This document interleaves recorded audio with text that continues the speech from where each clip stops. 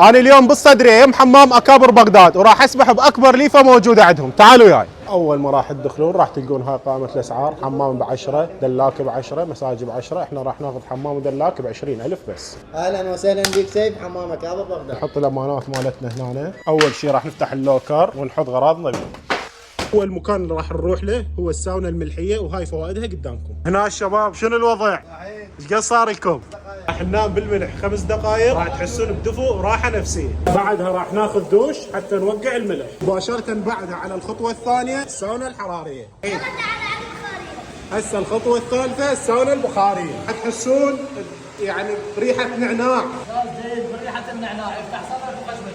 ورا ما نخلص من الساونا البخاريه والحراريه نجي على هاي الصب، نمدد فد 5 دقائق. طبعا بيها فوائد كلش هواي هاي الصبه. بعدها نجي للجاكوزي الحار والجاكوزي البارد. طبعا الجاكوزي الحار اكثر مكان استمتع به. شوفوا هاي